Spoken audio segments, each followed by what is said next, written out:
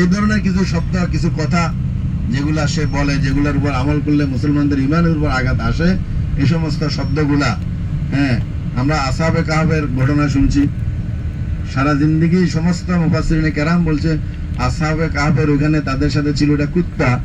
এখন 1400 বছর পরে আসিয়া সাদ বলে যে বাজ নে কাহা ওই শহর ভি থা, কেউ কেউ বলে যে না এটা বাঘ আছিল।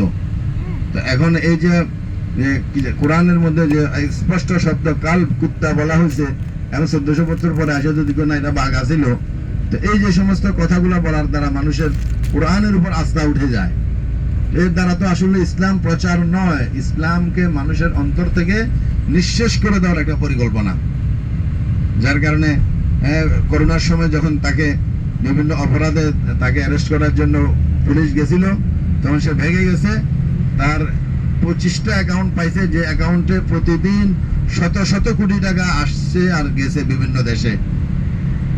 যার কারণে তার বিরুদ্ধে মানি লন্ডারিং মামলা হয়েছে। সে একজন তবলিগের সাথী, তার কোনো ব্যবসা নাই, তাহলে প্রতিদিন শত শত কোটি টাকা 25টা অ্যাকাউন্টে কেন আসলো, কোত্থেকে আসলো? বেশিরভাগ টাকা ইসরায়েল থেকে আসছে।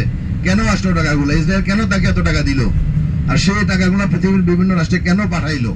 এর উত্তর দিতে পারে নাই, এখনো সে পলাতক। কিন্তু এখন তাকে বলা হচ্ছে সারা পৃথিবীর সমস্ত মুসলমানদের ধর্মীয় নেতা, সারা মুসলমানদের ধর্মীয় আমির। তো এই জন্য যে কারণে, যে উদ্দেশ্যে আল্লাহ রসুলকে আল্লাহ এই মসজিদে যাতে নিষেধ করছে আর আল্লাহ রসুল মসজিদকে পড়াই দিছে, হুবহু ওই কারণে আজকে মাওলানা সাদের অনুসারীদেরকে বিভিন্ন মসজিদে ঢুকতে না দেওয়া এটা জায়েজ, বৈধ, এবং তাদেরকে ঢুকতে না দেওয়াই উচিত। কারণ তারা এই ইসলামের নামে, তবলিগের নামে মানুষকে ষড়যন্ত্র করে মানুষের ঈমান নষ্ট করার চেষ্টা করতেছে। এমন এমন ফতোয়া মাওলানা সাদ দিছে যে ফতোয়াগুলো বিশ্বাস করলে মানুষের ঈমান পর্যন্ত চলে যাওয়ার আশঙ্কা থাকে। এই জন্য তাদেরকে এই মসজিদে জেরারের ঘটনার ভিত্তিতে, যেমন মসজিদে জেরারকে ভাঙ্গা হয়েছে, ওইখানে রসুলকে যাইতে নিষেধ করা হয়েছে, ঠিক তেমনি ভাবে বর্তমানে সাদের অনুসারীদেরকে আমাদের বাংলাদেশের মুসলমানদের বিভিন্ন মসজিদে তারা যায়, অনেকেই বিভিন্ন জায়গায় তারা রাজনৈতিক অথবা তাদের শক্তি হারাইয়া পয়সা দিয়ে চেষ্টা করে মসজিদ কমিটির সভাপতি বা সেক্রেটারিকে হাত করে মসজিদে ঢোকার জন্য, কিন্তু অধিকাংশ মুসল্লি তাদেরকে ঢুকতে দেয় না। এটা নিয়ে বহুত গেঞ্জাম হয়। তখন ফতোয়া আসে যে হুজুররা কেন বাধা দেয়, বা মুসল্লিরা যে বাধা দিচ্ছে, এটা তো তাদের কবিরা গুনাহ হবে। আসলে কবিরা গুনাহ হবে না, যেহেতু তাদের মূল উদ্দেশ্য তাবলীগ নয়, মূল উদ্দেশ্য ইসলামের ক্ষতি করা, মানুষের ঈমান এবং আকীদাকে নষ্ট করা। আল্লাহ রাব্বুল আলামিন আমাদেরকে বুঝার তৌফিক দান করুন। এই মসজিদে কুবা চলে আসছে, যে ডাইনপাশের মসজিদটা, এটাই মসজিদে কুবা। এখন এখানে আসলে আজকে অনেক গাড়ি, শনিবারে আর মঙ্গলবারে একটু বেশি ভিড় হয়।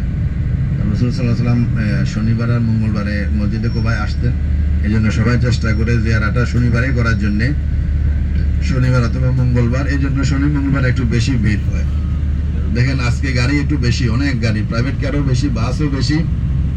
এই জন্য আমাদের একটু কষ্ট হচ্ছে, অনেক সময় আমরা অনেক দূরে দাঁড়াতে হচ্ছে, গাড়ি রাখার জায়গা পাচ্ছে না। আসলে সবসময় দেখবেন যত কষ্ট, নেকি যেখানে বেশি ওখানে কষ্টও বেশি। হ্যাঁ, রমজানে এই উমরায় আসার জন্য খরচও বেশি, কষ্টও বেশি, নেকিও বেশি, সব বেশি বেশি। আসতে খরচও বেশি হয়, এখানে আসলে কষ্টও বেশি হয়, আবার নেকিও অনেক বেশি। তো শনিবারে যেহেতু নেকি একটু বেশি হয়, এই জন্য শনিবারে গাড়ি পাওয়া অনেক কঠিন হয়। তারপরেও গাড়ি পাওয়া গেলে যে দেখেন অনেক ভিড়, লোকজন অনেক বেশি। এই জন্য আমরা একটু কষ্ট হচ্ছে। আসলে এটা দিনের খাতিরে, কিন্তু দুনিয়ার কোনো স্বার্থ নাই। আমরা দিনের খাতিরে আখিরাতের জন্য আসছে, একটু কষ্ট হবে। তো যেখানে সুবিধাজনকভাবে গাড়ি পাবে, জায়গা পাবে, ওখানে দাঁড়াবো। ওখান থেকে আমরা একটু হেঁটে গিয়ে ইনশাআল্লাহ ওখানে 2 রাকাত নামাজ পড়ে আমরা চলে আসবো। আমাদের সময় কিন্তু হাতে খুব বেশি নেই, 10:30 বেজে গেছে। এখানে যদি আমরা বেশি